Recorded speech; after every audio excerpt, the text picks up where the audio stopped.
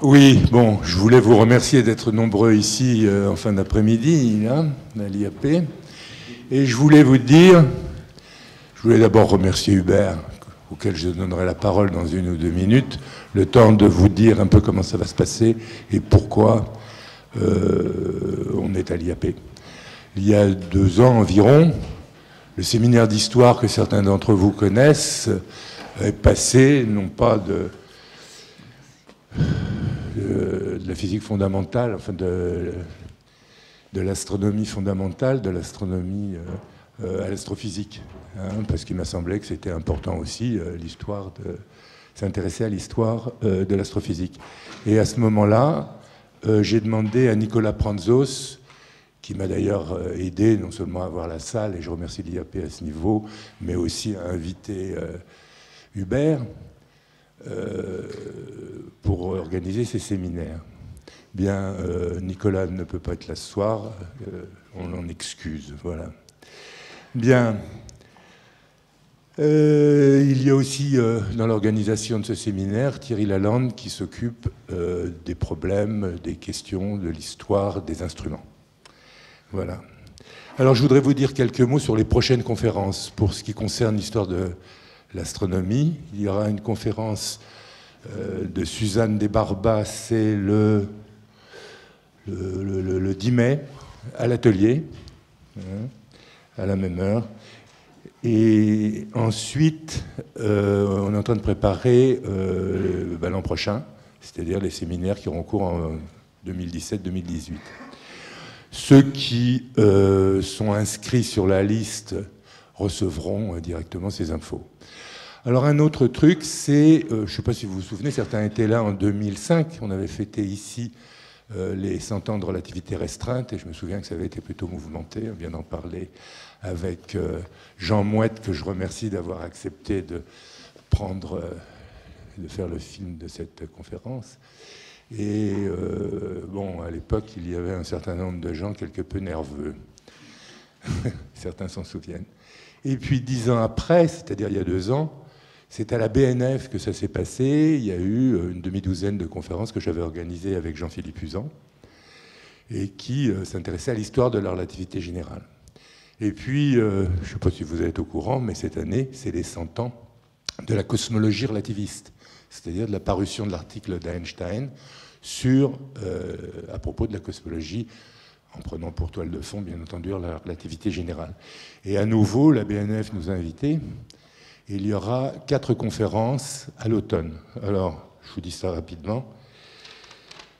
C'est 3 et 10, mais vous recevrez toujours la même chose sur la liste, si vous êtes sur la liste des infos, je vous enverrai ça.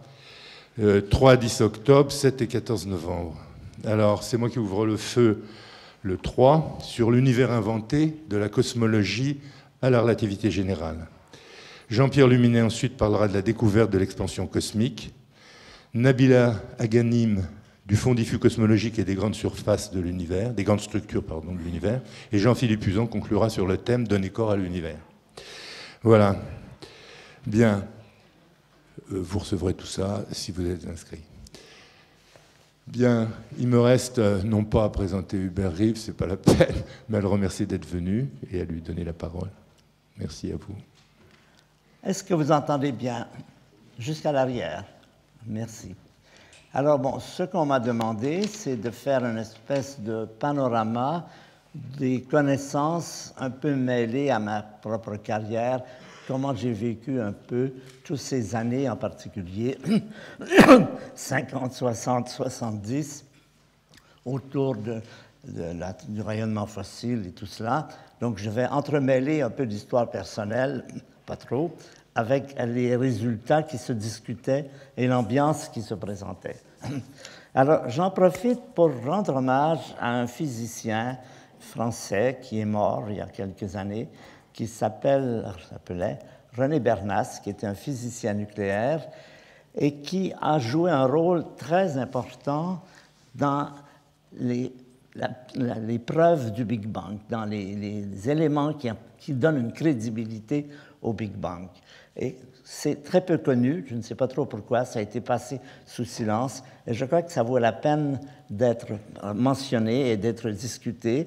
C'est un physicien qui travaillait à Orsay avec un accélérateur nucléaire, des spectromètres de masse, des séparateurs d'isotopes, et qui a crédibilisé, lui et d'autres, mais sa contribution, je crois, est majeure, ce qu'on appelle la preuve du rayonnement fossile, la preuve du Big Bang par la nucléosynthèse primordiale. Alors, je vais parler beaucoup pendant cette conférence des éléments de crédibilité de la théorie du Big Bang. J'en ai dénombré 10 preuves importantes qui confirment la théorie du Big Bang dans son schéma le plus général. Et en particulier, les 3 premières, et qui sont peut-être les 3 plus importantes, c'est ce qu'on appelle maintenant les 3 piliers du Big Bang. C'est d'abord, évidemment, la découverte de Hubble, la récession des galaxies autour des années 1925-1930. C'est ça, d'ailleurs, qui a parti toute l'histoire, confirmé magnifiquement par le rayonnement fossile, découvert en 1965. Et puis, vers les années 60-70, progressivement, par ce qu'on appelle la nucléosynthèse primordiale, ce qui, en peu de mots, veut dire on a découvert les cendres du Big Bang. C'est pour ça que j'ai appelé ça, ce séminaire, les cendres du Big Bang. C'est le 3e pilier de la preuve, de la crédibilité de la théorie du Big Bang. Alors, je vais vous raconter ça un peu au travers de ma vie. Mon tout début en astronomie, j'ai été travailler comme étudiant à l'Observatoire du Dominion au Canada, sur la côte ouest du Canada. Et j'avais comme directeur, j'étais étudiant, je prenais des observations au télescope, c'était pas très astucieux, mais j'avais un excellent directeur qui s'appelait Andrew McKellar. Et Andrew McKellar nous parlait beaucoup d'une observation très énigmatique qu'il avait fait dans les années 1940 à peu près. Il observait les raies du CO dans l'espace et il se trouvait que ces raies du CO, les rapports d'intensité de ces raies suggéraient qu'elles étaient excitées par quelque chose, qu'il y avait comme un gaz chaud ou un rayonnement chaud qui excitait ces raies. Et personne n'avait la moindre idée de ce que ça pouvait être. Ça tombait bien pile sur ce qui était prévu par la physique statistique avec les positions des raies du CO. Ça tombait très bien. Et on avait l'impression, il disait, c'est comme s'il y avait un rayonnement millimétrique. Alors, ce qui m'inquiétait beaucoup, c'est que ce type, je vais vous le montrer parce que je crois que ça vaut la peine de le voir, il était excellent, très sympathique. Ce type me ramenait à la maison le soir de mon travail à l'observatoire en descendant la colline, même si c'était une montagne, où était l'observatoire. Donc, imaginez un chemin tout à fait avec beaucoup de lacets. Et ce type, M. McKellar, avait l'habitude, quand on lui demandait des questions, de se mettre à gesticuler dans sa voiture. Et en particulier, il avait la bonne habitude de conduire avec ses coudes pour pouvoir gesticuler comme ça. Moi, ça me faisait une frousse bleue. Je me disais, mais c'est dangereux. Et à la fin, on évitait de lui poser des questions parce qu'il ne va pas se remettre à gesticuler, à nous inquiéter. Donc, c'est mon premier rapport avec le rayonnement fossile. Question, énigme, qu'est-ce qui excite les raies du CO de cette façon? Mais il y avait un autre personnage qui était là aussi cet été, c'était un travail d'été, qui était là aujourd'hui, c'était Fred Hoyle. Fred Hoyle, je l'ai vu pratiquement tout au long de ma carrière, à différentes époques, au travers de différents événements. Et là, c'est la première fois que, pour moi, je le rencontre. C'était un homme très brillant, pas particulièrement sympathique, un peu arrogant, mais très brillant. Et en particulier, il avait eu cette idée, d'où viennent les éléments chimiques, le carbone, l'azote, l'oxygène? Eh bien, on venait de découvrir les réactions nucléaires. Là, on est dans les années 48, c'est le début de la physique nucléaire. On venait de découvrir ce qu'on appelle la transmutation, c'est-à-dire qu'on peut créer du plomb avec de l'or, etc., comme vous connaissez, que les astrologues essayaient de faire. La physique nucléaire montrait que c'était possible. Et Hoyle avait eu cette idée que tous les éléments chimiques, tous les atomes de la table de Mendeleïev venaient des étoiles, parce que précisément, pour faire des éléments chimiques, des atomes, il faut des réactions nucléaires, donc il faut des lieux où il y a beaucoup d'énergie, et où est-ce qu'il y a beaucoup d'énergie? Dans les étoiles. Donc c'était l'idée géniale de Fred Hoyle qui était venu nous présenter. Les éléments chimiques sont formés dans les étoiles, et on sait que les étoiles sont chaudes. Le Soleil à 15 millions de degrés, les géantes rouges de 100 à 500 millions de degrés, les supernovas au-delà du milliard de degrés. Donc c'était une excellente idée, mais il fallait la mettre en œuvre d'une façon plus détaillée. Il fallait déterminer quel type d'étoile fabriquait quels éléments. C'était un peu la grande tâche à cette période, identifier quels sont les types d'étoiles qui font du carbone, de l'azote, de l'uranium, du fer, etc. Alors voilà Fred Hoyle, qui a été, comme vous savez, un homme qui a joué un rôle très important pendant tout le XXe siècle, celui d'ailleurs qui a baptisé le modèle Big Bang d'une façon assez méprisante, Your Big Bang, parce que lui n'employait pas un mot, mais bon. Alors, donc, ça a été mes premiers contacts avec la nucléosynthèse de Fred Hoyle et avec le rayonnement fossile, encore dans les brumes, de M. McKellar. Alors, en 1955, je suis accepté à l'Université Cornell pour faire un doctorat. Et à l'Université Cornell, il y avait là un groupe de personnes extrêmement intéressantes, j'ai mis quelques noms là, qui revenaient de Los Alamos. C'était à la fin de la guerre. C'était les gens qui avaient fait la bombe atomique, en fait. Et un des sujets de discussion pendant les repas, etc., c'était toujours sur cette question de la bombe atomique. Hans Bethe, qui avait été un des plus importants, nous racontait cette histoire qu'au moment où ils ont lancé la bombe, ils savaient que la bombe avait été lancée, personne ne savait si ça allait marcher. C'était la première fois qu'on faisait une bombe atomique. Personne ne le savait. Et tout d'un coup, ils ont appris que c'était un grand succès. Et Hans Bethe racontait comment d'abord ses émotions étaient « ouf, ça a marché », puis tout de suite après, « quelle horreur ». Du coup, il a été plongé dans un sentiment qui en a vomi, il paraît qu'il est rentré chez lui en vomissant, et qui s'est dit « jamais plus je ne travaillerai pour la bombe atomique ». Et à partir de là, il a fait tout ce qu'il pouvait faire pour essayer de bloquer le développement de la bombe à hydrogène. Inutilement, comme vous savez, ça a marché quand même. Mais toutes les personnes qui étaient là discutaient, est-ce que c'était bien, parce que alors ils faisaient une sorte de petit calcul en disant, on sait que le Japon va résister jusqu'à la fin. Il nous faudra envahir le Japon, ça fera au moins 1 million, on évalue à 1 million de morts du côté américain et beaucoup plus du côté japonais. Donc, il disait, est-ce que ce n'était pas une bonne idée de lancer la bombe atomique puisqu'on a sauvé 1 million de morts au Japon? Bon, alors vous voyez que c'est un sujet sur lequel on peut discuter pendant longtemps et on ne s'en privait pas puisqu'on allait souvent manger avec les professeurs. Ça, c'était très bien à Cornell, on allait manger avec les professeurs et puis évidemment, c'était un beau sujet de discussion. Alors voilà donc M. Hans Bethe. Et puis, il y avait occasionnellement Feynman et Gamow, dont on va parler beaucoup. Et Bethe venait de faire cette découverte importante. Alors, voici Hans Bethe, qui est mort à 100 ans récemment. Hans Bethe est celui qui a découvert que l'énergie des étoiles est une énergie nucléaire.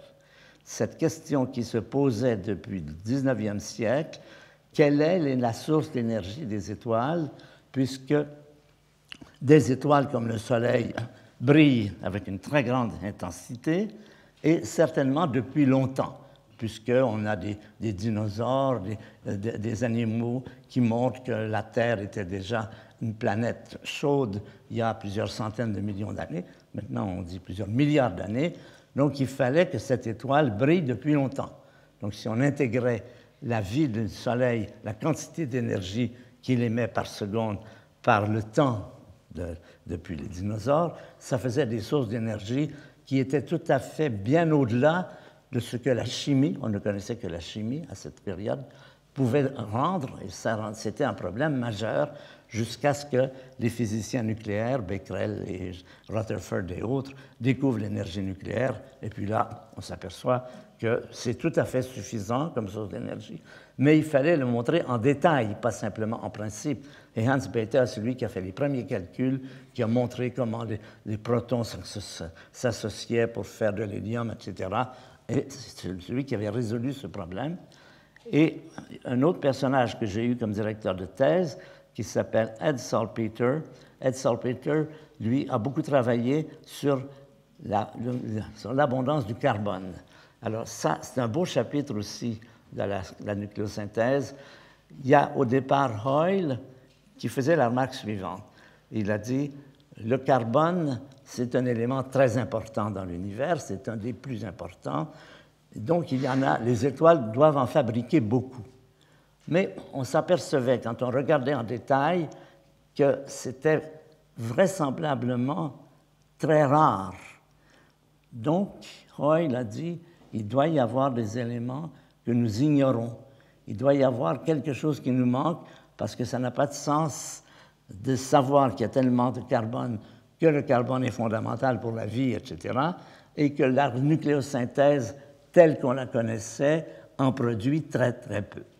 Alors, il a fait une hypothèse sur les propriétés des atomes de carbone, des noyaux de carbone, qui n'étaient pas connus et qui a été confirmée magnifiquement. Ça, c'est un des grands succès. Les gens l'utilisent pour ce qui s'appelle le principe anthropique. Bon, ça, vous en discutez. Pour vous, ce n'est pas mon but aujourd'hui.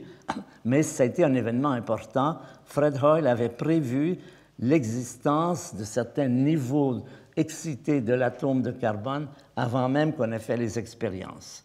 Alors, Salpeter a confirmé, a montré que c'était tout à fait compatible avec la physique quantique. Ces gens, Hoyle et Salpeter, ont joué un rôle très important donc, dans la question de l'origine du carbone. Alors voilà, Ed Salpeter, mon patron de thèse. Et puis, pour ceux qui sont plus familiers, voilà de quoi il s'agit. Ça, c'est les niveaux d'énergie du carbone. Alors, le carbone est dans son état fondamental. Il y a un premier état ici, à 4 MeV. Il y en a un autre à 7 MeV. Celui-là n'était pas connu. Il n'avait pas été mesuré. Mais Hoyle, à partir du fait que la somme des masses des 3 particules alpha donnent C12, 4 fois 3, 12. Donc, on soupçonnait que le carbone devait passer, sa formation devait passer par l'hélium, forcément. Et donc, Hoyle avait dit, ça pourrait marcher à condition qu'il y ait un niveau excité du carbone à 7 MeV, et ça a été confirmé. Donc, beau succès. Alors, le petit dessin, c'est le suivant. 3 héliums, ici, 3 noyaux d'hélium se combinent pour former un noyau de carbone, et ça joue un rôle d'important. Alors, moi, j'ai fait ma thèse avec Ed Salpeter, et ma thèse, c'était sur l'origine des éléments chimiques néon, sodium, magnésium, aluminium, produits par quel type d'étoile? Bon, on a montré que c'était les réactions de 2 noyaux de carbone qui fusionnent dans les étoiles géantes rouges. Donc ça, c'était la thèse. Mais je vais vous parler un peu de l'ambiance à Cornell. Là, on va revenir à la cosmologie. À Cornell, il y avait énormément de discussions sur la cosmologie. Et l'idée qui était presque considérée comme acquise, c'est ce qui s'appelait la création continue ou encore l'univers stationnaire. Les 3 auteurs sont là, Hermann Bondi, Thomas Gold, Fred Hoyle, encore Fred Hoyle. Ils étaient très présents à cette période. Et cette idée, c'était quoi? On a découvert le Big Bang, donc les galaxies s'éloignent. Si les galaxies s'éloignent, ça veut dire que la densité moyenne du cosmos diminue. Il y a de moins en moins de galaxies par unité de volume. Alors, ils ont eu l'idée de dire ce phénomène de perte de densité est compensé par un phénomène qui s'appelle création continue, c'est-à-dire qu'il y a partout dans l'espace des particules qui apparaissent et qui comblent le vide, c'est-à-dire que la densité reste la même. Et ça s'appelait l'univers stationnaire parce qu'évidemment, il faut dire que cette idée, elle était présente dans le fait, c'est une chose dont je vais vous parler tout à l'heure, que la théorie du Big Bang, qui était connue, parce que là on est en 1960, le Big Bang c'est 1920, était très peu populaire. En fait, on n'en parlait pas. En fait, pour les étudiants, c'était plutôt mal vu. Moi, je me souviens que quand j'essayais d'en parler, j'avais des gens qui étaient un peu gênés, qui disaient, oui, il n'y a pas beaucoup de preuves, le Big Bang. Ce qui ne plaisait pas, vous l'avez deviné, c'est qu'elle avait un rapport biblique. C'est que tout d'un coup, on ramenait la création dans le schéma. Alors, la théorie du Big Bang était ignorée, on n'en parlait pas. Ce qui avait beaucoup nui, c'est que le pape Pie XII avait dit « Ah ben voilà, c'est le Fiat Lux, c'est la Bible ». Heureusement, le maître avait dit « Ne mélangez pas les torchons et les serviettes ». Et de plus, elle était totalement rejetée en Union soviétique. Pourquoi? Parce que ça, avec ses côtés bibliques, ça n'allait pas du tout avec un mouvement social qui était athée fondamentalement. Et sauf un personnage important que j'aime bien citer, qui est Yakov Zaldovitch. Je l'ai rencontré en Russie plus tard. Il m'a confirmé que lui, il croyait et que ses arguments philosophiques, comme on disait, ne tenaient pas debout. Une théorie prouve sa réalité par des preuves d'observation, pas parce qu'on aime, on l'aime ou on ne l'aime pas. C'était une leçon importante de découvrir que cette idée qui était dominante à Cornell, hein, quand on avait des cours, c'était la création continue et le Big Bang, en tout cas, on n'en parlait pas, et sauf pour une personne qui va jouer un rôle très important, qui est Georges Gamow. Georges Gamow, c'est un Russe blanc qui revenait de Russie. C'était une espèce de géant très, très drôle qui commençait toujours ses cours en nous racontant des histoires. Et puis, quand on avait fini, d'ailleurs, ce n'était pas toujours très drôle, quand on avait fini de rire de ces histoires, lui continuait encore, et on attendait poliment que Gamow, ait fini de raconter ses histoires. Eh bien, Georges Gamow a joué un rôle très important dans l'astrophysique parce qu'il a eu des idées assez géniales. Il s'est dit ceci. D'abord, il est parti d'un certain nombre de faits qu'on appelait l'énigme de l'hélium 4.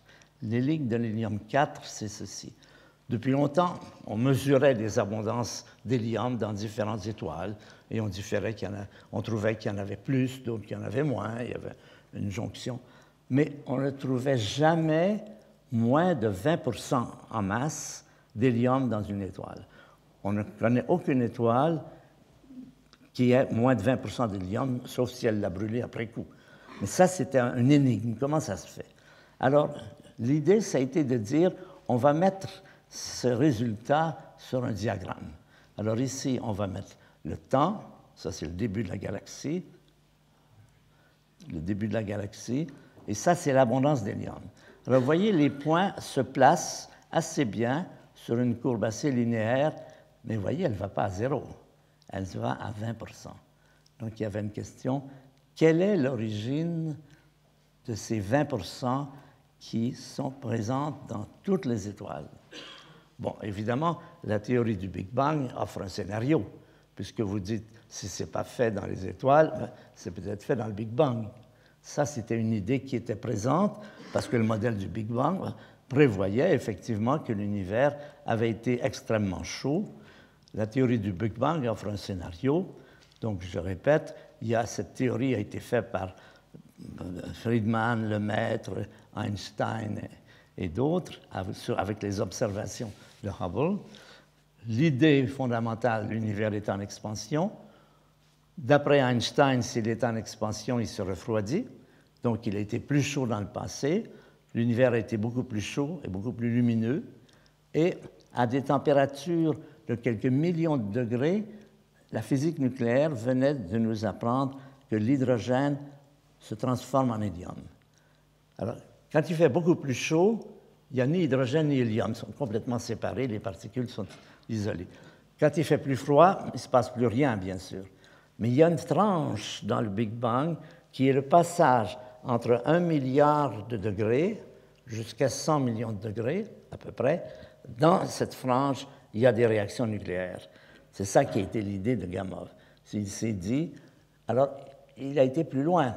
Il a dit, dans l'univers, on trouve 20% d'hélium. Ça veut dire que l'univers a été assez chaud pour transformer de l'hydrogène en hélium. Mais il a dit, mais on ne trouve que 20% d'hélium. Ça veut dire qu'il ne faisait pas assez chaud pour transformer tout l'hydrogène en hélium. Vous voyez, c'est très astucieux comme idée. Le fait qu'il y ait de l'hélium montrait qu'il avait fait chaud. Le fait qu'il n'y ait pas que d'hélium, que l'hydrogène ne soit pas disparu, montrait qu'il ne faisait pas non plus, il ne faisait pas trop chaud pour transformer tout l'hydrogène en hélium. Ça, c'est du génie, si on peut dire. Alors ça, c'est l'idée de Gamow. Il y a de l'hélium, il reste encore de l'hydrogène. Fusion incomplète de l'hydrogène en hélium, et le fait que s'il y ait cette fusion et qu'on connaisse le nombre de 20%, permettait de faire des calculs pour montrer les détails de la réaction et en particulier quelle était la densité de l'univers pour qu'on ait juste 20% et non pas 100%. Et cela a été confirmé magnifiquement, comme vous le savez, dans les années 1965 par le rayonnement fossile.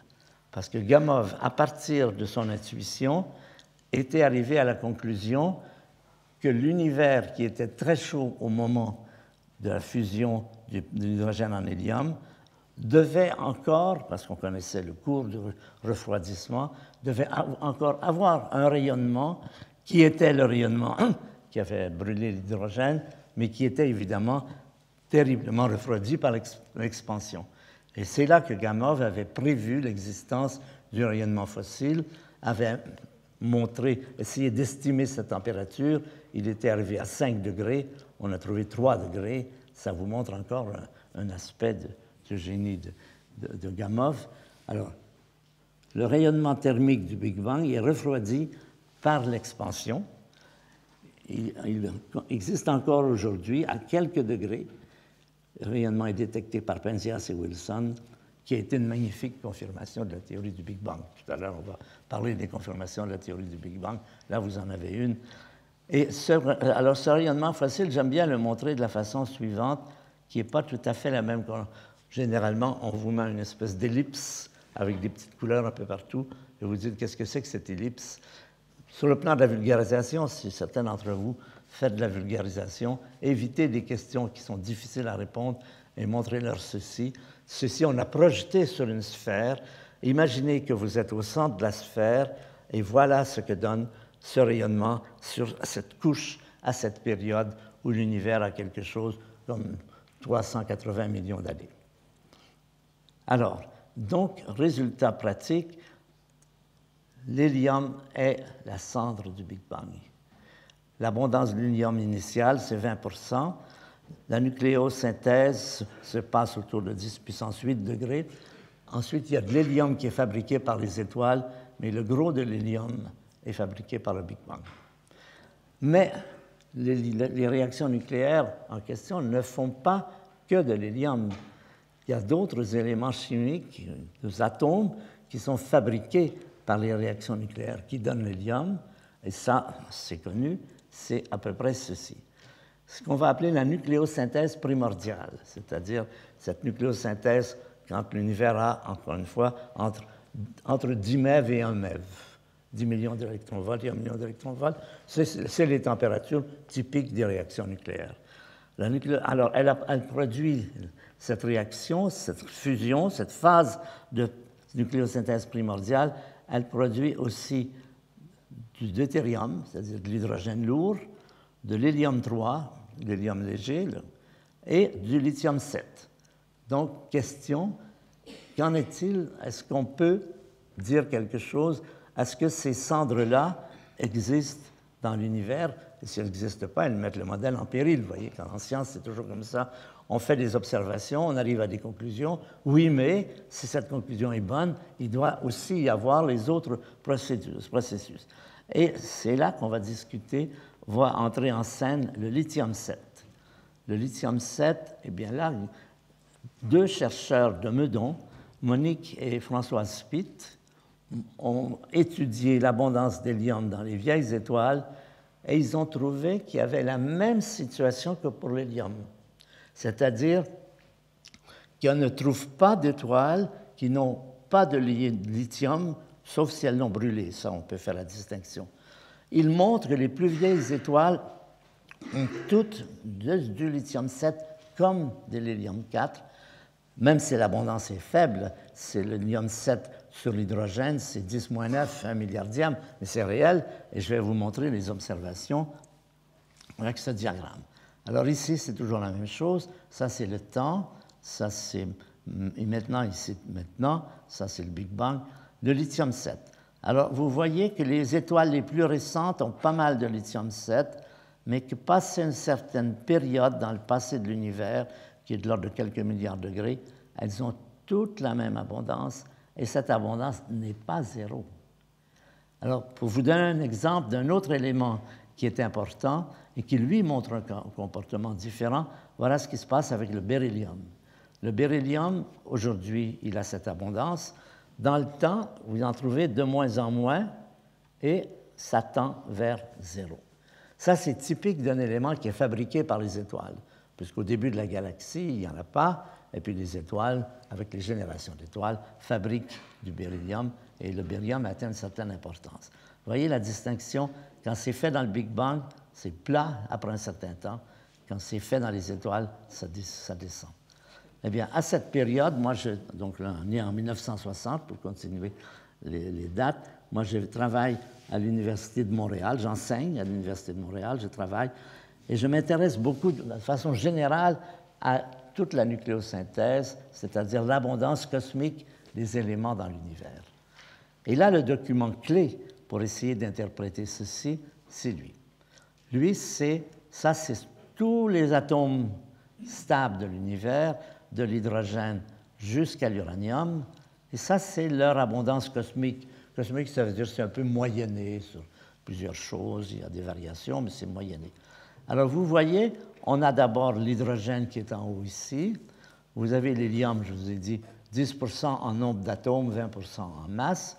Puis tout d'un coup, vous avez une brèche ici, dans laquelle il y a le lithium, le beryllium et le bore. Ensuite, ça remonte, vous avez carbone, azote, oxygène, puis ça descend progressivement, il y a le fer ici, jusqu'à l'uranium, le thorium. Le but, le propos de la nucléosynthèse, c'est de dire exactement quel type d'étoile fabrique chacun de ces éléments et est-ce qu'on peut être quantitatif, c'est-à-dire montrer que les rapports d'abondance sont bien celles qui sont produits par les étoiles. Ça, c'était tout le travail de la nucléosynthèse qui a duré une bonne partie du XXe siècle. Et vous remarquez que vous avez des courbes en zigzag ici. Et en particulier, il y a des éléments qui sont plus stables que leurs voisins, plus abondants. Ici, il y a le carbone, l'azote, l'oxygène, le fer et tout ça. Et première remarque qui vient de la physique nucléaire, les éléments les plus abondants sont les plus stables, ce qui n'est pas tout à fait hors de logique, mais vous regardez en détail. Quels sont ces éléments qui sont les plus stables? Eh bien, on va les retrouver dans la courbe en dessous. Alors, la courbe d'ici vous montre la stabilité des éléments. Stabilité d'éléments, ça veut dire combien d'énergie il faut pour les casser. Combien d'énergie, quand vous avez un noyau, par exemple, il faut lui injecter pour le désintégrer. C'est la stabilité. Si ça prend beaucoup d'énergie, il est plus stable, on voit intuitivement qu'il a des raisons d'être plus abondant. Alors, regardez maintenant ceci. Je ne sais pas si vous voyez bien. Est-ce que vous voyez bien? Alors, vous remarquez que les plus stables, c'est quoi? Il y a une courbe assez continue, mais avec des pics. Il y a l'hélium qui est ici, il y a le carbone qui est là, l'azote, l'oxygène, le magnésium, silicium, soufre, et celui qu'on voit très peu ici, mais en fait il est très présent, c'est le fer. Le fer est le plus stable des éléments. On n'est pas étonné de trouver qu'il a un pic d'abondance. On n'est pas étonné de voir que les éléments qui sont près de lui, qui sont presque aussi abondants, presque aussi stables, sont aussi presque plus abondants. Donc, en gros, l'idée, ça reste ça. Les éléments les plus stables ont plus de chances de réussir. Les éléments les moins stables, qui sont... Alors, regardez bien, on revient à l'image précédente. C'est comme ça. Vous voyez, ici, vous avez l'hélium, et tout de suite, ensuite, vous avez cette brèche, on appelle ça la brèche des lithium, beryllium, bore. Ce sont les 3 éléments les plus instables et ce sont aussi les plus rares. Donc, tout ça a du sens, mais évidemment, il faut rendre ça un peu plus quantitatif. Donc, les plus abondants sont les plus stables, les stables sont les plus rares, lithium, beryllium, bore. Ça, c'était la situation. Alors maintenant, on va passer à un article très important qui est publié en 1957, qui s'appelle B2FH, Bilan de la nucléosynthèse cosmique. Ça veut dire qu'à ce moment-là, ils ont fait un bilan, ils ont dit qu'est-ce qu'on comprend bien, où on en est dans cette étude de la compréhension des éléments chimiques. Alors là, il y a 2 astronomes, Jeffrey Burbidge et son épouse, William Fowler, qui va jouer un rôle très important, puis toujours Fred Hoyle, qui revient parce qu'il est là partout. Et ces gens font un bilan de... Alors, je vous présente Willie Fowler, il a été très important dans tout ça. À cette période, moi, je travaille à l'Institute for Space Studies, c'est à New York, à la NASA. J'ai passé plusieurs années à travailler là, et je travaillais justement ces questions de nucléosynthèse primordiale avec des gens qui étaient là. Et Fowler fait en 1962 une conférence qui était célèbre dans laquelle il fait un bilan de la situation. Il montre quoi? Quelle est la situation? Est-ce qu'elle est satisfaisante d'essayer de comprendre l'abondance des éléments et l'origine de ces éléments, dans quel type d'étoiles, géantes rouges, séquence principale, nébuleuses planétaires, supernova, etc. Donc, ils font un bilan. Et en gros, je dirais que ce bilan, il est très intéressant pour tous les éléments les plus lourds. Du carbone c'est 12, 6 protons, 6 neutrons, jusqu'à l'uranium, qui est 92 protons et le restant en neutrons, ça marche bien. Mais pour tous les éléments qui sont inférieurs à 12, ça ne marche pas du tout. Ça veut dire l'hydrogène, l'hélium, le lithium, le beryllium, le bore. Il manque à l'appel. Voilà tous les éléments qui sont problématiques à cette période qu'on n'arrive pas du tout à comprendre. Et je vous les présente dans un schéma comme celui-ci, dans lequel on met ici le nombre de protons et le nombre de neutrons, donc l'hydrogène, l'hélium, le lithium, beryllium, etc. Donc tous les éléments stables ici, tous ceux-ci, hydrogène, hélium, sont des éléments qui ne sont pas expliqués. Et voilà. Alors, pourquoi pose-t-il problème? Parce que ce sont des éléments, comme je vous ai dit, très instables. Ils se brisent très, très facilement. Ils se cassent en particules alpha. Ce qui fait qu'ils ne peuvent pas être formés dans les étoiles. Parce que dans les étoiles, ils brûlent. Ils se transforment en alpha. En particulier, le deutérium, dès qu'une étoile dépasse 500 000 degrés, il disparaît, il se brise en protons-neutrons. Lithium, beryllium, bore, à environ au-delà de 2 à 3 millions de degrés, disparaissent. Donc, vous voyez, quand vous avez une étoile comme le Soleil, 15 millions de degrés, une géante rouge, 200 millions de degrés, évidemment, ces éléments n'ont aucune vie, ne peuvent pas être fabriqués. Si, ils peuvent être fabriqués, mais ils sont détruits aussi vite. Et ce qui veut dire que si on cherche leur origine, maintenant on va chercher l'origine de ces éléments, et on va se servir de nos connaissances. Le fait qu'on sache qu'ils sont très peu stables demande qu'ils soient créés dans un contexte froid, c'est-à-dire qu'ils ne soient pas brûlés aussitôt. Où est-ce qu'il fait froid dans l'univers? Bien, vous avez déjà des idées dans le Big Bang. Pardon, où est-ce qu'il fait chaud? Dans le Big Bang, il a fait très, très, très chaud. Dans les étoiles, il fait chaud. Donc, ça dit tout de suite que ça ne pourrait pas être créé dans les étoiles, puisqu'il serait éliminé. Donc, on va imaginer qu'ils sont créés dans l'espace interstellaire. Là, il fait froid. Alors, comment? Par des réactions nucléaires à haute énergie, et en particulier, il y en a une sorte qui est connue, qui s'appelle des réactions de spallation. Qu'est-ce que c'est qu'une réaction de spallation? Voilà. Là, ici, par exemple, vous avez un noyau de carbone, 6 protons, 6 neutrons. Vous avez un proton rapide qui arrive dessus. Réaction de spallation, il le casse en morceaux. Les morceaux, l'ensemble ici, ça fait 12, plus 1, ça fait 13. Donc, il faut répartir les 13 noyaux, les 13 nucléons ici. Alors, un exemple, il y a plusieurs variétés, mais un exemple, on peut en avoir 7 ici, du lithium 7, où il y aura ensuite un neutron, un proton, un hélium, il y aura plusieurs autres choses. Mais parmi tous ces débris de cette collision, on va trouver du lithium. C'est ça une réaction de spallation. Là, vous voyez comment une source possible du lithium.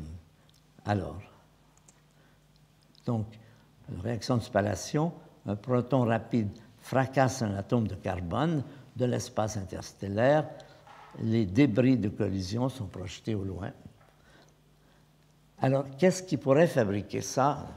Eh bien, là aussi, on se dit, où est-ce qu'il y a des particules rapides qui pourraient créer ces éléments? Bien, dans le rayonnement galactique, rayonnement cosmique galactique. Rayonnement cosmique galactique, on sait qu'il y a dans l'espace des quantités de particules rapides dans lesquelles on trouve du proton, de l'hélium, on trouve tous les noyaux jusqu'à l'uranium, et on trouve des abondances semblables à celles de la matière cosmique, sauf pour le lithium, beryllium, bore. Vous voyez, on a des indices comme ça en regardant les tables qui sont... Et voici un exemple. Alors, voici un spectre du rayonnement cosmique. Ça veut dire que ça, c'est l'énergie. Ici, on est autour de 100 MeV, là, on est autour du GeV. Les rayonnements cosmiques, l'abondance des flux rapides, cette fois, ont des caractéristiques tout à fait remarquables. Au départ, ce n'est pas étonnant. Ce qu'il y a de plus, c'est de l'hydrogène, et puis il y a de l'hélium à peu près à 20% aussi. Donc ça, ce n'est pas étonnant. On trouve aussi ici, ça c'est de l'oxygène, ce qui n'est pas étonnant, c'est à peu près le même rapport que dans la matière interstellaire. Mais regardez ici le beryllium. Le beryllium, il est pratiquement aussi important que l'oxygène. Un autre diagramme va illustrer mieux cette situation. Ici, on a mis les abondances cosmiques comme celles que vous avez vues tout à l'heure, où vous reconnaissez l'hydrogène, l'hélium, le lithium, beryllium, bore, etc.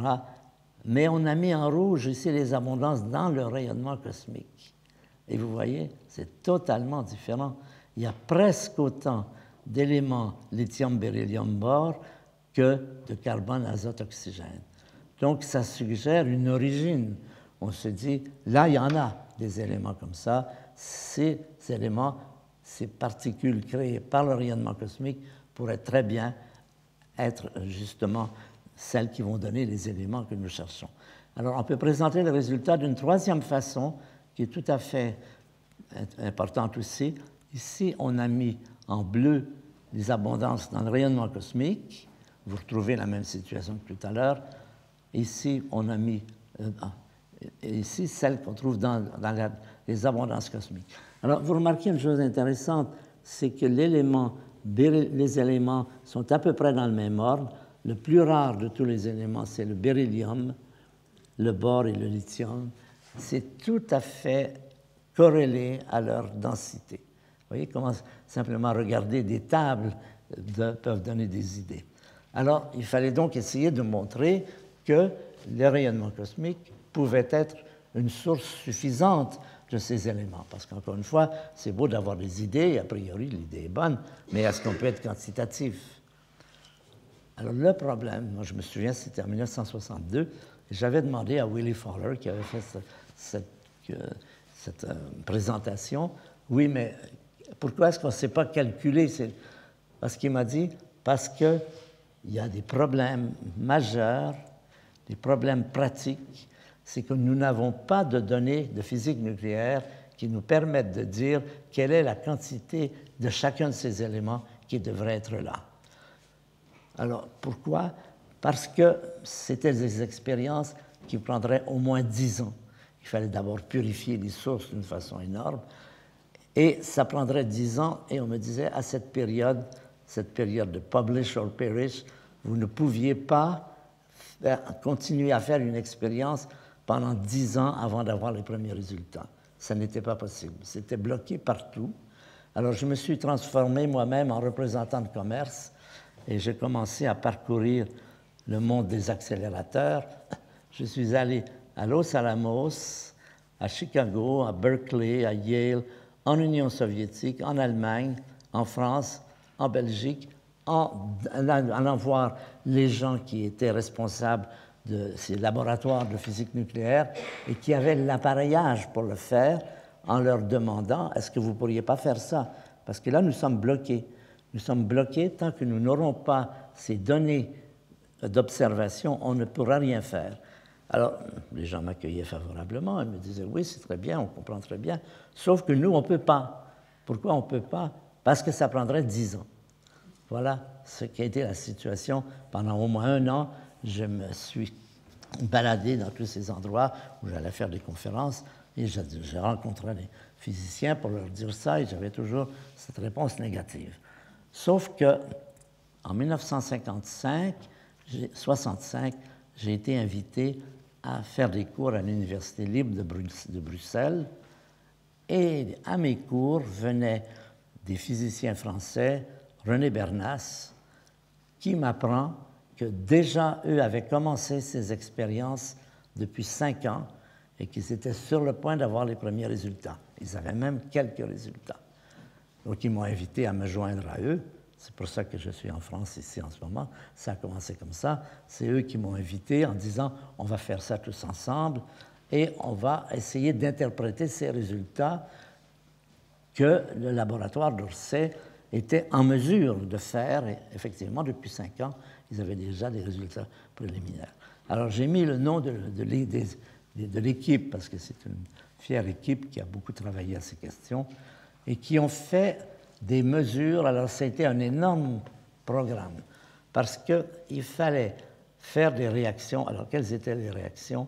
Il fallait faire des mesures de section efficace, c'est-à-dire bombarder du proton et de l'oxygène, c'était les éléments les plus abondants du milieu interstellaire, avec du carbone et de l'oxygène, avec des protons et des alphas à quantité d'énergie entre 30 MeV et 3 GeV. Pourquoi? Bien, vous avez deviné à partir de ceci que, voilà, les rayonnements cosmiques, ils ont tout un spectre d'énergie qui part du MeV et qui en fait va jusqu'à 10 puissance 21 électronvolts. Donc il fallait avoir des mesures à toutes, pas toutes, mais beaucoup d'énergie pour pouvoir tracer ce qu'on appelle une courbe d'excitation. Une courbe d'excitation, ça veut dire quelle est la probabilité de formation de cet élément à telle énergie. Et là a commencé un grand ballet autour d'Orsay, dans lequel plusieurs de ces gens, ce sont un programme de mesure de section efficace, qui sont allés d'abord à Genève, évidemment, au CERN, au synchrocyclotron, qui avait les bonnes énergies. Ils sont allés en Allemagne, ils sont allés en Angleterre, ils sont allés un peu partout, et ils ont tracé ce qui était la pièce essentielle, le Saint Graal qu'il fallait pour pouvoir continuer ces mesures, c'était ce qu'on appelle des fonctions d'excitation. Alors ça veut dire quoi? Ça veut dire, si vous frappez des protons avec de l'oxygène 16 à différentes énergies, quelle est la probabilité de fabriquer un noyau de beryllium, c'est ceci, lithium et bore. Ça a été un long travail, point par point, obtenu par ces personnes, qui a été un élément clé pour résoudre ces problèmes. Alors, il fallait en faire pour l'oxygène et aussi pour le carbone, vous retrouvez pour le carbone. Alors déjà, si vous regardez bien, vous retrouvez les éléments de tout à l'heure, parce que quels sont les éléments qui ont le moins de chances de fabriquer? Bien, le beryllium. Alors, vous avez vu que le beryllium est le plus rare. Ensuite, vous retrouvez le lithium et le bore. On retrouve, même dans la mesure de ces sections efficaces, exactement ce qu'on cherchait, c'est-à-dire des abondances entre bore, beryllium et lithium qui soient quantitativement celles qui étaient prévues. Donc voilà ces trois éléments qui ont joué un rôle important. La tournée des accélérateurs, les documents, mesures de succès efficace, les documents. Et alors, un groupe de chercheurs aussi, je veux aussi leur rendre hommage. Il y a Ivry Schatzman, qui était un de ceux les plus importants dans cela, mais il y avait Jean Audouze, Maurice Meneguzzi, Nicolas Pranzos, Michel Cassé, et Elisabeth Moyen-Geneviève Flamme, d'ici de Saclay, de l'IAP. Alors, quel est le résultat de tous ces travaux? Eh bien, voici. Résultat des travaux d'Orsay. Les éléments 6, 9, 10 et 11 proviennent bien du rayonnement cosmique galactique. L'élément 7, il n'y en a pas assez. On en fait, mais pas beaucoup. Et là, intervient une autre personne qui va jouer un rôle important. Ça vient de Berne, c'est Johannes Geiss. Johannes Geiss, voilà sa photo, il a envoyé des sondes sur la Lune. Quand les Américains ont débarqué sur la Lune, ils ont apporté une feuille d'aluminium qui avait été préparée par Geiss à Berne. Et cette feuille d'aluminium est restée 1 an sur la Lune et ensuite ils sont venus la chercher. Pourquoi? Parce qu'il s'agissait d'étudier le rayonnement des particules qui viennent du Soleil, le vent solaire. Il s'agissait d'étudier la composition atomique du vent solaire. Pourquoi pas sur la Terre? Parce que ce rayonnement solaire, il est absorbé dans la haute atmosphère, on ne peut pas le mesurer ici. Mais sur la Lune, il vient directement frapper, il n'y a pas d'atmosphère, pas de champ magnétique, il vient directement frapper la Lune. Et Geiss avait eu l'idée d'aller mettre cette feuille d'aluminium en exposition au vent solaire et d'étudier l'abondance des atomes légers. Là, on parle de l'hydrogène, du deutérium, de l'hélium 3, de l'hélium 4, par ce qu'ils appellent adsorption, c'est l'équivalent à l'absorption. Ils ont ramené la feuille sur Terre, ils l'ont décomposée, ils ont pu obtenir comme ça des mesures de l'abondance de ces trois éléments qui manquent à l'appui, puisque le rayonnement cosmique, comme vous avez vu, fait 6, 7, 8, 9, 10, 11, mais ne fait pas 2, 3, 4. Donc là, l'idée de Geiss, c'était de mesurer ceci. Il a étudié le rapport hélium 3 sur hélium 4 dans l'espace interstellaire. Et il a déterminé également, alors je vous donne maintenant le résultat complet de tout ce travail. Rappelez-vous que les éléments de A inférieurs à 12 n'étaient pas expliqués dans le texte de Bernas, mais alors ici j'ai mis les sources. Le deutérium, c'est le 2, BB, c'est le Big Bang. L'hélium 3, c'est le Big Bang et vraisemblablement une composante stellaire, mais pas très bien connue. L'hélium 4, c'est le Big Bang et aussi les étoiles, on l'a vu. Le lithium 6, c'est un pur produit du rayonnement cosmique. Le lithium 7, il y a un produit du rayonnement cosmique, une partie du Big Bang, et ça, c'est pas. Il y a un petit problème là que je ne vais pas traiter. Le beryllium est fabriqué dans le rayonnement cosmique, le beryllium 9, le bore 10 aussi, le bore 11, une partie vient des étoiles. Alors, je vais terminer. Oui, j'ai encore un peu de temps. Oui. Alors, maintenant, je vais vous donner en résumé les 10 preuves, les 10 éléments de crédibilité de la théorie du Big Bang, et je vais les numéroter progressivement. Alors, le fossile numéro 1. Fossile numéro 1, c'est la récession des galaxies. Les galaxies s'éloignent les unes des autres, elles sont d'autant plus vite qu'elles sont plus loin, l'univers est en expansion. C'est ça, en fait, ce n'est pas une preuve, c'est le début de l'étude du Big Bang. C'est-à-dire cette image dans laquelle toutes les galaxies s'éloignent de nous et s'éloignent d'autant plus vite qu'elles sont plus loin. Le deuxième élément, c'est au sujet de l'âge de l'univers. Comment est-ce qu'on peut mesurer l'âge de l'univers? Bien, on peut, par exemple, essayer, par des calculs numériques, de reculer, de tourner le film à l'envers et de voir combien de temps ça met pour que tout le monde soit les uns sur les autres. Mais il y a une autre façon qui consiste à dire l'univers ne peut pas être plus vieux que ses plus vieux habitants. Et quels sont les plus vieux habitants de l'univers? Bien, d'abord, les étoiles. Les étoiles, aujourd'hui, nous sommes en mesure de les dater.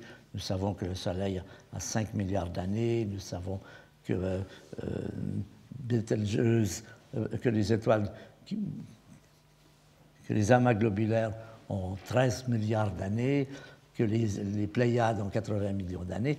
Donc, on fait comme ça la liste de tous les âges qu'on connaît et on s'aperçoit qu'on ne trouve jamais une étoile qui a nettement plus de 15 milliards d'années. On n'a jamais trouvé une étoile qui aurait 200 milliards d'années, par exemple. Si on en trouvait une, ça irait très mal pour le modèle du Big Bang. Mais on n'en a jamais trouvé. Beaucoup des preuves sont comme ça, des preuves en négatif. Si on trouvait ceci, ça éliminerait le tout. Or, on ne connaît aucune étoile qui a plus de 15 milliards d'années. Ça, c'est pour les... Mais on peut aussi, il y a aussi d'autres habitants de l'univers qu'on peut dater. Ce sont les atomes radioactifs. Les atomes radioactifs, comme l'uranium et le thorium, ils ont une petite horloge interne. Et on peut, à partir de la comparaison entre différents éléments, trouver quel est l'âge des plus vieux atomes radioactifs. Bien, on trouve aussi autour de moins de 20 milliards d'années, par exemple. Disons, parce que les incertitudes sont un peu plus grandes, mais c'est une bonne limite à l'âge de l'univers. Donc, à partir de là, il y a cette concordance des âges. Ces trois âges sont obtenus par des moyens totalement différents. Les âges radioactifs sont obtenus avec des accélérateurs, les âges des vieilles étoiles avec des télescopes, l'expansion également des télescopes, mais pas les mêmes. Vous avez trois mesures obtenues par trois techniques totalement différentes qui vous donnent des choses qui sont grosso modo bien corrélées. Donc, c'est une preuve, je pense, de la validité. Si on avait trouvé des âges totalement différents, ça n'aurait pas marché. On aurait pu, on n'a pas trouvé ça. Donc ça, c'est fossile numéro 2. Alors maintenant, on va faire un petit parcours de l'univers sur un petit diagramme qui va nous aider. Ici, j'ai mis le temps, ça c'est aujourd'hui, ça c'est vers les débuts, et là, j'ai mis ce qu'on appelle le facteur d'échelle, c'est un peu, dans certains modèles, le rayon de l'univers, mais en gros, c'est le facteur d'échelle. Alors, ce que nous a appris le rayonnement fossile, c'est qu'aujourd'hui, la température, la température, 3 degrés, 2 degrés, 7, 3, 8, mais la théorie d'Einstein nous dit que c'est une courbe montante, c'est-à-dire que l'expansion, si vous retournez dans le passé, il fait de plus en plus chaud, c'est ça que ça dit. Et si vous prenez le rayon d'échelle de l'univers, ce rayon d'échelle croît avec le temps, avec l'expansion. Donc, on va essayer de suivre ces deux courbes. En particulier, le troisième fossile va être obtenu ici à partir de ceci. La température de l'espace telle que donnée par le modèle du Big Bang. Comme l'espace, comme l'univers est en refroidissement, si on va dans le passé, on doit trouver des températures plus élevées. Alors, vous voyez, ça se prépare un texte. Si on trouvait des températures en dessous de cette courbe, ce serait contraire au modèle. Ça voudrait dire qu'il y a des moments où il faisait plus froid que ce que prévoit le modèle. Donc ça doit devenir un fossile. Ça va être le fossile, ça va être le fossile numéro 3. On n'observe pas d'astre plus froid que l'espace intergalactique, ce qui aurait été totalement possible. Et voilà. Alors, vous retrouvez la même courbe que tout à l'heure. Là, vous avez la courbe théorique qui est ici. Là, vous avez tous les points qui sont ici. Là, c'est les incertitudes. On n'a aucun point qui soit en dessous de cette courbe. Bon, ça colle. Ça marche. Alors, le quatrième, c'est évidemment le rayonnement fossile prévu par Gamow d'après le modèle. C'est détecté par Penzias et Wilson, détecté en 1965, émis il y a 13,7 milliards d'années, quand l'univers avait 380 000 ans. Et ce qui est la preuve la plus extraordinaire, c'est la distribution des intensités lumineuses. Ça, ici, c'est la fréquence du spectre du rayonnement fossile, c'est dans le millimétrique. Ça, c'est des petites, et ça, c'est les grandes longueurs d'onde. Les points, c'est l'intensité. La courbe solide, c'est la courbe théorique. La courbe et les points, c'est les observations. C'est une des mesures les plus étonnantes qui a jamais été faite. Ça colle à mieux de 1, demi de 1%. Alors, au-dessus, on a mis une autre courbe, celle que vous voyez en rouge, ce serait celle dans un autre modèle du Big Bang qui s'appelait la lumière fatiguée. La lumière fatiguée disait la raison pour laquelle le rayonnement, il y a ce décalage vers le rouge, c'est que la lumière, avec la distance, perd de l'énergie. C'est un modèle qui avait été développé ici, en particulier par Jean-Claude Pecker et beaucoup d'autres personnes. Vous voyez qu'il est complètement illuminé. Voilà les observations. Les petits cercles sont plus grands que les barres d'erreur, et vous voyez que c'est tout à fait à côté de la plaque, tout le long ici. Donc, troisième preuve en faveur de la théorie du Big Bang et contre une théorie adverse qui a été du coup éliminée. Alors, voilà un autre. La distribution des intensités lumineuses dans le rayonnement est en accord avec la théorie du Big Bang à mieux de, j'ai mis 1%, mais maintenant c'est 1/2%. Alors maintenant, voilà, on revient sur notre tracé, on va suivre un peu ce qui se passe ici. On est parti ici, on va regarder avec la température. Maintenant, on est rendu à environ 3000 degrés. 3000 degrés, le rayonnement émis par les ondes de 3000 degrés. Ici, on a un phénomène important, c'est qu'avant ça, on a de l'hydrogène atomique, on n'a que des protons et des électrons, et ici, il y a recombinaison, première fois qu'il y a de l'hydrogène. Nouveau fossile. Fossile numéro 5. Les plus vieilles étoiles, ça on l'a vu, contiennent de l'hélium et du lithium, tel que prévu par le rayonnement cosmique. Et les études plus détaillées qui ont été faites, en particulier par Geis et d'autres personnes, sur les autres éléments, montrent que ça colle aussi pour le deutérium, pour l'hélium, pas très bien, pour le lithium aussi, il y a un petit problème, mais en gros, ça colle. Donc ça aussi, c'est une preuve. On a les cendres du Big Bang, et précisément dans la forme, dans les abondances qu'on connaît. Alors, un autre fossile, c'est autour de la composition de la soupe atomique prégalactique. On a vu qu'il y avait les hydrogènes, les héliums et le lithium. Question, est-ce qu'il y a des éléments qui seraient présents là et qui ne sont pas prévus par la théorie du Big Bang? Est-ce que, si on trouvait dans cette soupe prégalactique des abondances, quelque abondance que ce soit d'oxygène ou de fer ou de n'importe quel élément, ça ne collerait pas, puisqu'on admet que les premières étoiles fabriquent ces éléments-là et que les autres sont formés après coup. Donc, une autre preuve en négatif, telle que prédit par la théorie du Big Bang, la soupe atomique primordiale, avant la naissance des étoiles, ne connaît aucun atome lourd comme ceux-là. Vous voyez? On joue quelquefois avec des éléments négatifs et positifs, mais les deux sont importants. Parce que si on trouvait des quantités de fer dans ces conditions, ça n'irait pas. Le Big Bang doit toujours répondre à des contraintes qui sont à la fois de trouver la bonne quantité d'éléments qu'on prévoit et ne pas trouver celles qu'on ne prévoit pas. Donc ça, c'est fossile numéro 5. Maintenant, ça, je vais le passer.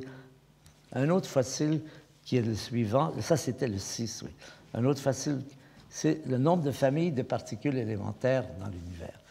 Nous savons que dans l'univers, les particules élémentaires, électrons, protons, électrons, neutrinos, quarks, appartiennent à 3 familles. Il y a une famille électronique, où il y a les électrons, les neutrinos et les quarks U et D. Il y a une autre famille qui s'appelle la famille muonique, dans laquelle, au lieu d'électrons, c'est le muon, et avec des quarks aussi. Et il y a une famille qui s'appelle la famille tauique, qui, là aussi, c'est d'abord quelque chose qui ressemble à un électron lourd. Il y a une grande analogie entre ces 3 familles. Il y a toujours une particule lourde, électron, muon, tauon, un neutrino équivalent, approprié, puis ensuite des quarks appropriés. Mais la question qui se pose, c'est, il y en a 3. C'est-à-dire, on en a observé 3. Pourquoi 3? Eh bien, est-ce que la théorie peut donner une réponse à cette question? La théorie du Big Bang répond à cette question. Les réponses étaient déjà présentes dans les années 1970 pour expliquer correctement les populations des noyaux cendres du Big Bang, des THC3.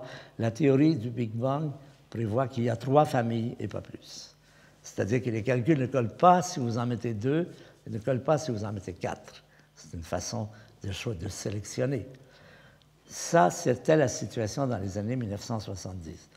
En 1982, au CERN, une expérience est faite, et cette expérience porte sur justement cette question: combien de familles de particules élémentaires y a-t-il? On peut le déterminer, vous avez deviné, on a trouvé 3. Et je vais même vous montrer le diagramme.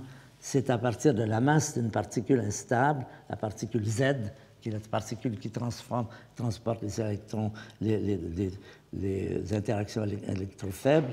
Alors, vous voyez la courbe ici, vous avez 3 courbes. Une courbe en pointillé, une courbe pleine, une courbe en pointillé. La courbe en pointillé, elle correspond au cas où il y aurait 4 familles. La courbe pleine, où il y aurait 3 familles. L'autre courbe pointillée, où il y aurait 2 familles. Et vous voyez, et les points ronds ici, ce sont les mesures. Ce sont les mesures telles qu'elles sont données par l'ajustement. Ça, c'est la masse de la particule Z, c'est la largeur de masse de la particule Z. C'est un résultat obtenu au CERN à Genève qui colle pile, qui vous donne 3. Alors, voilà un autre fossile. Alors, maintenant, on a donc 3 fossiles, 5, 6 et 7. Et ces fossiles, pour les expliquer, on est amené à faire les hypothèses suivantes. Pour expliquer ces fossiles, il suffit d'affirmer que le cosmos a été porté dans le passé à au moins 10 puissance 10 degrés, un MeV, pour qu'il y ait des réactions nucléaires. Ça ne dit pas que ça n'a pas été, ça dit que ça a été au moins ça. Et ça, c'est tout à fait en accord, évidemment, avec la théorie du Big Bang, puisqu'elle vous permet de remonter, en principe, aussi loin que vous voulez, à des hautes températures. Et ça, vers une température d'1 seconde. Alors maintenant, on va continuer nos cartes ici. On continue à monter. Là, on avait dit que l'univers a été au moins à 3000 degrés pour expliquer le rayonnement fossile. Il a été au moins à 10 puissance 8 degrés pour expliquer ces trois éléments que nous venons de rencontrer. Alors, on continue. Et nous allons encore avoir d'autres fossiles. Voici le fossile numéro 8. Le fossile numéro 8, c'est l'absence d'antimatière dans l'univers. Pourquoi est-ce que c'est un problème qu'on ne trouve pas d'antimatière alors qu'on trouve beaucoup de matière et que l'antimatière, quand on en fabrique, c'est nous qui les fabriquons dans les accélérateurs ou bien dans le rayonnement cosmique, mais la fraction d'antimatière est extrêmement faible dans l'univers. Pourquoi? Parce que la théorie du Big Bang prévoit qu'il y en ait autant. Ça, c'est un problème avec la théorie. La théorie prévoit qu'au tout premier temps de l'univers, on crée autant de matière que d'antimatière. Numériquement, c'est une relation qui est totalement protégée.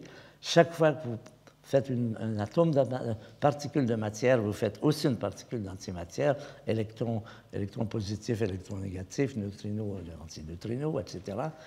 Et le Big Bang, nous sommes maintenant ici, et on se dit, mais où est passée l'antimatière? Alors là, la physique a trouvé des réponses à cette question. Cette réponse fait à peu près ceci. Matière et antimatière, qu'on pensait tout à fait parallèles, identiques, les expériences montrent que ça n'est pas vrai. Elles n'interagissent pas exactement de la même manière. Il y a une différence dans la façon dont l'antimatière interagit avec la matière et l'inverse. Et c'est cela qui est à l'origine, on n'a pas de détails plus précis, mais c'est l'idée qui est admise aujourd'hui, c'est relié à cette différence. Les particules sont exactement les mêmes que les antiparticules, mais leur façon d'interagir n'est pas tout à fait la même. Ça, c'est donc un autre élément qui est inclus aujourd'hui dans le Big Bang et qui dit qu'il n'y a pas d'antimatière, justement parce que nous avons cette... Alors, maintenant, on va aller vers un autre fossile. Un autre fossile, les charges électriques du proton et de l'électron sont numériquement égales. Le signe contraire, évidemment, mais sont numériquement égales. Et ça, la raison pour laquelle c'est comme ça, c'est que nous avons des théories, par exemple, des théories des particules élémentaires, qui montrent qu'elles doivent être exactement égales, mais pas plus ou moins quelque chose. En physique, généralement, il y a des termes additionnels d'interaction qu'il faut tenir compte. Là, il n'y en a pas. C'est protégé par la théorie des groupes. La théorie des groupes, c'est la théorie qui explique les particules de la physique élémentaire très bien. Et cette théorie exige que l'électron soit exactement la même charge que le proton. On sait que c'est vrai à 10 puissance moins 19 près. Les résultats, évidemment, les résultats ne peuvent jamais donner 0, ça n'existe pas. Mais ils peuvent donner des valeurs supérieures, 10 puissance moins 9 particules par centimètre, 10 puissance moins 19 pour la possibilité de différence. Ça, c'est un autre fossile qu'il faut essayer d'expliquer. Un autre fossile qu'il faut expliquer, c'est, bon, en science, quand vous avez un chiffre, c'est une question. On observe aujourd'hui, ces théories de la cosmologie montrent, on s'intéresse aux populations des particules. On s'aperçoit que le rapport du nombre de photons dans l'univers, c'est surtout des photons d'uranium fossile, mais tous les autres aussi, et sur le nombre d'électrons est de l'ordre de précisément 3 milliards. Pourquoi 3 milliards? Et ça, c'est des questions qui se posent, auxquelles on va trouver des réponses. Alors, l'explication des fossiles 8, 9 et 10 sont ici présentés en termes de ce qu'on appelle l'unification des forces. C'est-à-dire que les différentes forces de la nature, qui sont très différentes, électromagnétiques, électrofaibles, nucléaires, ces forces qui sont différentes aujourd'hui étaient les mêmes dans le passé. Et voilà un diagramme ici, ça c'est toujours le temps, ça c'est l'intensité de la force nucléaire, elle diminue avec le temps, la force électrofaible ici augmente un peu avec le temps, et la gravité plus tard, ça c'est pas bien compris, mais ce qui est bien compris, c'est qu'ici nous avons une unification des forces, et cette unification suffit à expliquer, je ne peux pas entrer dans les détails, à rendre compte des fossiles 7, 8 et 9. Alors, nous arrivons, en montant en température, au mur de Planck. Le mur de Planck, c'est quand on atteint la température de 10 puissance 32 degrés. Et on sait maintenant que les concepts d'énergie, de masse, de température sont inapplicables à ces températures. Mais il y a un 11e fossile que je vais vous présenter, bien qu'il ne marche pas. Ça, c'est une histoire dont vous avez probablement entendu parler. Il y a eu un fossile numéro 11 on en a beaucoup parlé il y a quelques années, c'était les ondes de gravité. Il y a eu une rumeur présentée par un groupe américain qui prétendait avoir détecté les ondes de gravité il y a 2 ou 3 ans. Et en fait, c'était une erreur.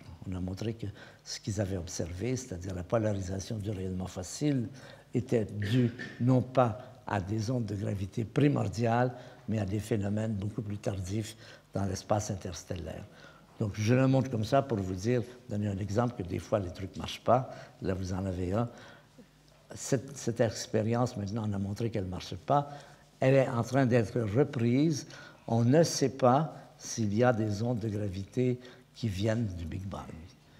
Et c'est une possibilité. Bon, résumé, nous avons maintenant 10 bonnes preuves de la crédibilité du Big Bang. Il reste quand même qu'il y a des problèmes majeurs, et nous savons que la théorie reste très insatisfaisante. Il y a beaucoup d'éléments qui suggèrent que quand nous aurons une revision du rayonnement fossile, les choses pourraient être très différentes. Donc il faut toujours se préparer en science à ces choses-là. Ce que je vous ai montré, c'est ce qui colle. Ce qui ne colle pas, c'est quoi? La théorie du Big Bang ne dit rien sur la matière sombre, ni sur l'énergie sombre en particulier. La théorie du rayonnement fossile ne dit rien sur la constante cosmologique, sur la courbure de l'espace. Elle ne dit rien sur le... Non, c'est ça. Ça, c'est trois exemples. Ah oui, le gros problème fondamental, c'est évidemment la réconciliation entre la théorie de la gravité d'Einstein et la physique quantique. Nous savons que ces deux théories, dans certains domaines, en particulier au sujet du Big Bang et des trous noirs, donnent des résultats différents. Et ça, c'est pas possible. La nature est une, elle a un comportement. Donc, comment expliquer, comment réconcilier la théorie quantique et la théorie de la gravité? C'est un problème qui existe depuis 1930. Dirac l'avait résolu dans le cas où on ne considérait pas une courbure de l'espace. Les équations de Dirac, c'est ça. Mais à partir de là, quand on veut y intégrer la courbure de l'espace, c'est-à-dire la relativité générale, ça ne marchait pas. Et ça reste le problème majeur de la physique aujourd'hui, dont personne ne sait si un jour on le résoudra. Peut-être que oui. C'est demander s'il y a des jeunes astrophysiciens dans la salle, et s'ils ont l'impression qu'on sait tout, il faut bien que vous sachiez qu'il reste des problèmes majeurs, la masse sombre, l'énergie sombre, la constante cosmologique, et puis la réconciliation entre la physique quantique et la relativité. Voilà. Merci à vous tous.